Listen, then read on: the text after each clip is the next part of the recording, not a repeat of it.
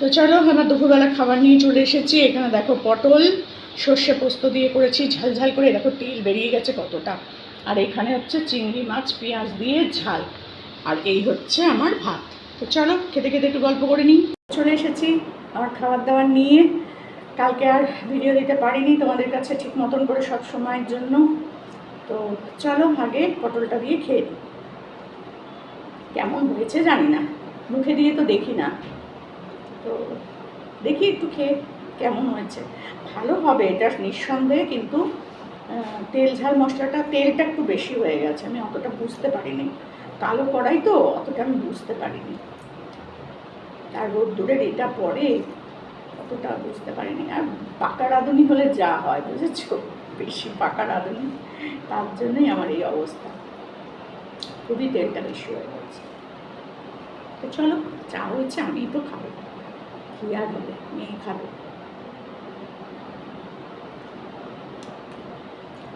খাওয়া হয়নি,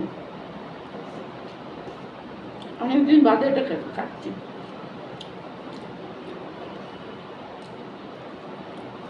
আসলে আমার রান্না করতেও ইচ্ছা করে না, কেন জানি না, মন টন ভালো থাকে না, এত অশান্তি আমার। আর আমি কোন দিক দিয়ে কী করবো আমি নিজেও জানি না।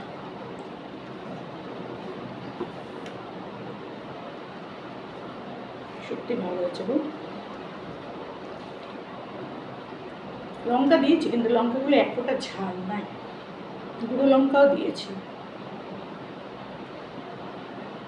আবার সর্ষেটার মধ্যে শুকনো লঙ্কাও বেটেছি যাতে ঝাল হয়। আমি তো জানি এগুলো ঝাল নেই লঙ্কাগুলো, ওই জন্য একটু শুকনো লঙ্কার সাথেও ঝাল দিয়েছি। দেখা যাক কী হয়। কালকে করবো লোটে মাছ, লোটে মাছটা আছে, ওটাই কালকে করে ফেলবো। আজকে একটু বেগুন ফেগুন আনবো, এনে সুন্দর করে করবো,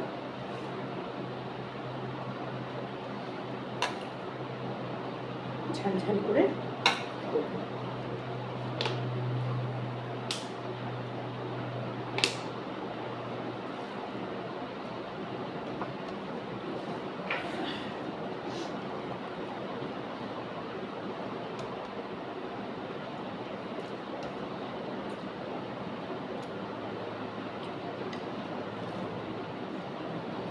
ভালো দেবো, অর্ধেক ভাত এই দিয়েই খেয়ে নেব। চিংড়িটা মনে হচ্ছে এতটা খেতে পারবো না, অল্প একটু খাবো, ভালো লাগলে পুরোটাই খাবো।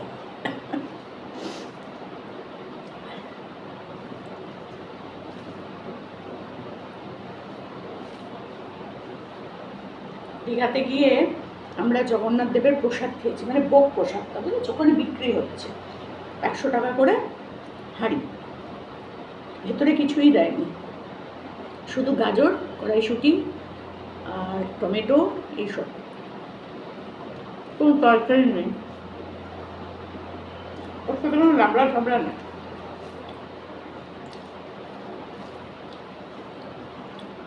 সেটাই 100 টাকা করে ভাড়া।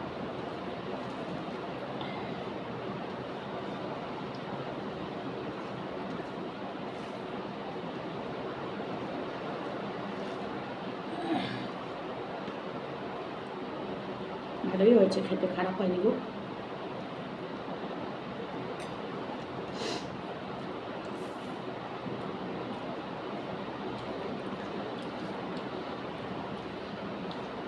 আজকে নুনটা ঠিক আছে, অন্যদিন কিন্তু আমি বারবার নুন মাখি, খেয়াল করে দেখবে তোমরা, আজকে কিন্তু মাখছি না, আজকে নুনটা ঠিক আছে। কি মন দিয়ে রেঁধেছি ভগবান জানে, এত কিছু টেনশনের মধ্যেও যে রান্না করে, এত কিছু রান্না, এও অনেক।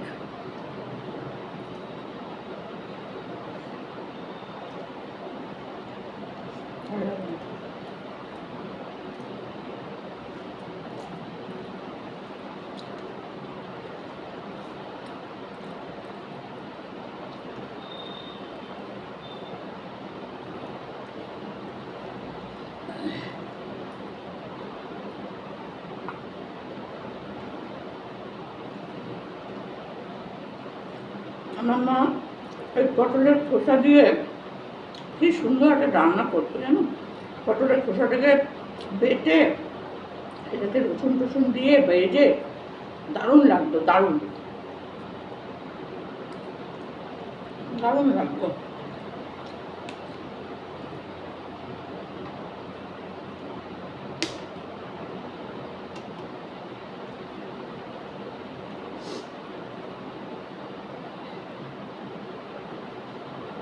পটলটা সব শুকিয়ে যাচ্ছিল, ওই জন্য করলাম।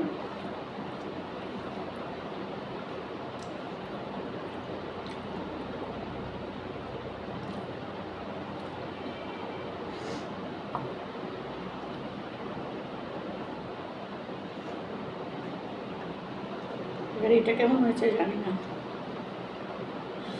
কিন্তু এটা আমি পুরোটা নেবো, খাবো না গো, অনেকটা নিয়েছি। অল্প একটু নিই, দেখা যাক কী পদার্থ।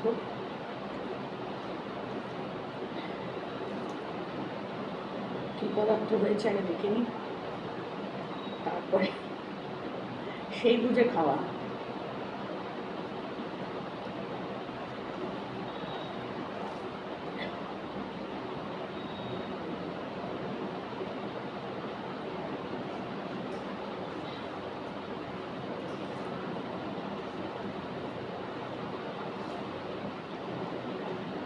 রেখে দেবো, নাহলে কালকে খাবো বলো। শুধু শুধু দাদাখানে খেয়ে নষ্ট করে তো লাভ নেই, কষ্ট করে তো লাভ নেই, তো রেখে দেবো, কালকে খাবো। যেটা বাকিতে আছে ওখান থেকে বলবো মেয়েকে এটা নিয়ে নে, ওটা তুলে রাখ। আর ও যদি আরেকটু নেয় নেবে, কোনো অসুবিধা নেই, কিন্তু আমার আর লাগবে না। মেখে নিলাম, ভাত অল্পই নিয়েছি, বেশি খেতে ইচ্ছে করছে না। গরমে না প্রচণ্ড কষ্ট হচ্ছে, কত এসির মধ্যে থাকবো বলো, কত বিল আসে দাম মানে।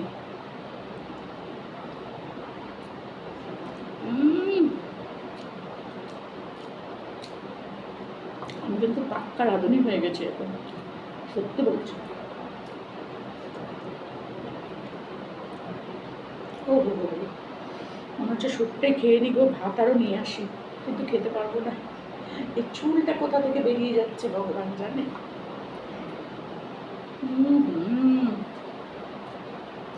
আমার হাতে মনে হয় মা অন্নপূর্ণা ভর করেছে, তার জন্য মনে হয় এত সুন্দর হয়েছে রান্নাটা। সত্যি বলছি, লাস্টে একটু ধনে পাতা দিয়েছিলাম।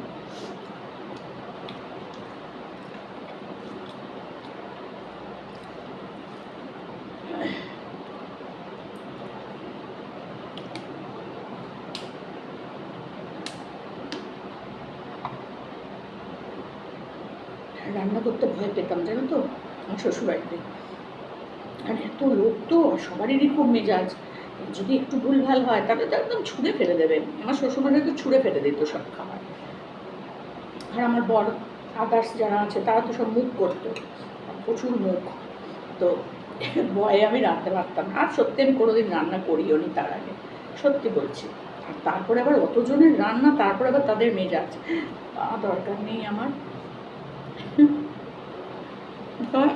আমার শাশুড়িমা কোনোদিন রান্নাঘরে কাউকে ঢুকতে দিত না খুব একটা। রাস্তার দিকে শরীরটা একটু খারাপ হচ্ছিল যখন, তখন আমার বর আর তার ভাইয়ের বউ দুজনে মিলে রান্নাটা করতো। ওপরে মাছ ভাজিগুলো হতো আর নিচে সব রান্না বান্না হতো। কিন্তু আমি রান্নাঘরের দিকে বাবারে বাবা,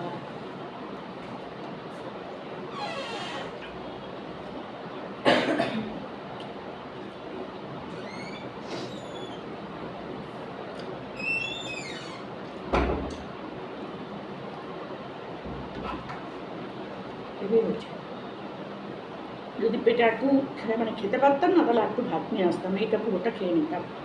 এখনো দেখো কতটা আছে, দেখো দেখাই, অর্ধেকটা নিয়েছি, অর্ধেকটা পুরো ধরা পড়ে রয়েছে, খেতে পারছি না। সকালে কিন্তু কিচ্ছু খাইনি, চাও খাইনি, খেতে ইচ্ছাই করছিল না। সেই কালকে 8:30 9:30 নাগাদ দুটো আলু পরোটা খেয়েছিলাম জাস্ট, আর এখন খাচ্ছি, এখন 2টো বেজে গেছে। তাহলে বলো খুঁজে হয়নি।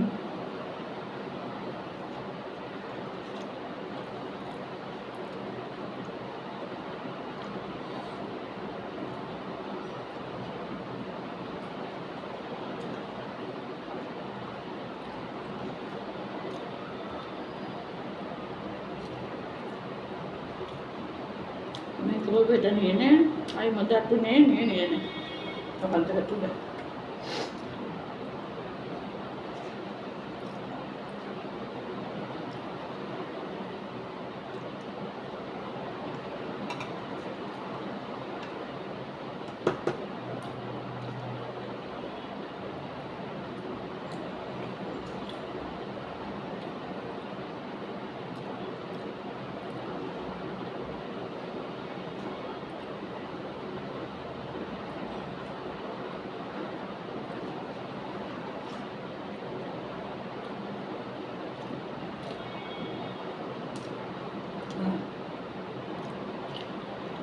কমপ্লিট।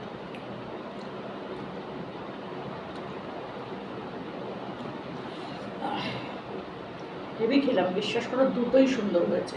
যেমন পটলটা ভালো হয়েছে তেমন চিংড়ি মাছটা ভালো হয়েছে। নিজে খেয়ে নিজেই প্রশংসা করছি সত্যি করে। কি করবো বলো, আমার না কেউ এলে রান্না করতে প্রচুর ভয় লাগে। তারপর মেয়ে খাচ্ছে, বলছে ভালোই হয়েছে ভালোই হয়েছে, কারণ ও রান্না করতে পারে। একটু 19-20 হলেই বলে দেবে সব। তো বলছে না ভালো হয়েছে ভালো হয়েছে। ভালো হয়েছে বল, খারাপ হয়েছে বাবা মনে মনে ভাবছি বলিস নি, তাহলেই বলবো নিজের দেখা।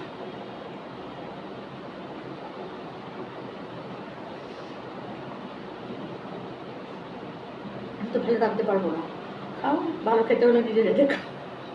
ঠিক বলেছে না বলো? তো তোমরা কিন্তু কমেন্ট করবে যে দিদি তুমি ঠিক বলেছো।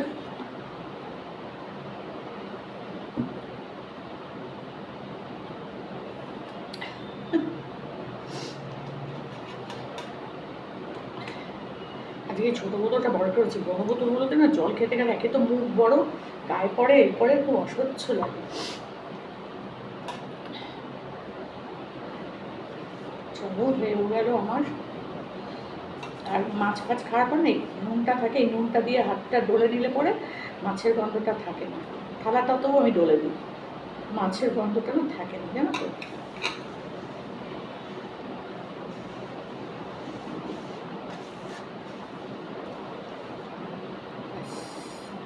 এটা এখানেই থাক, ওকে বলবো তুই এটা নিয়ে নে, ও খায়নি এখন, বললো পরে খাবে। টেবিলটা মুছবো, মুছে এটা চাপা দিয়ে রেখে দেবো, ও যখন খাবে খাবে। ততক্ষণে তো আমার খাওয়া দাওয়া কমপ্লিট। আমি গিয়ে এবার একটু এসির মধ্যে বসবো। ভিডিও করা হয়নি জানো, একটাও কন্ট্রোভার্সি চ্যানেলে একটাও ভিডিও করা হয়নি। এখন ভিডিও করব, এডিট করব, পোস্ট করবো। কতটা বেলা হয়ে যাবে ভাবো, সকালবেলা কোনো ভিডিও আমি দিতেই পারছি না এইসব রান্নাবান্নার ধারে গিয়ে। আর রাত্রিরে যে করে রাখবো সেটাও হয়নি, দুদিন ধরে শরীরটা ভালো ছিল না, খালি ঘুম পাচ্ছে, খালি ঘুম পাচ্ছে না। দুদিন আমি ওষুধও খাইনি, থাইরয়েডের ওষুধ খাওয়া হয়নি, ওইটাই হচ্ছে মেন ব্যাপার ওখানে গিয়ে। তো চলো খাওয়ার ভিডিওটা এখানেই শেষ করলাম, দুপুরে খাওয়ার ভিডিওটা।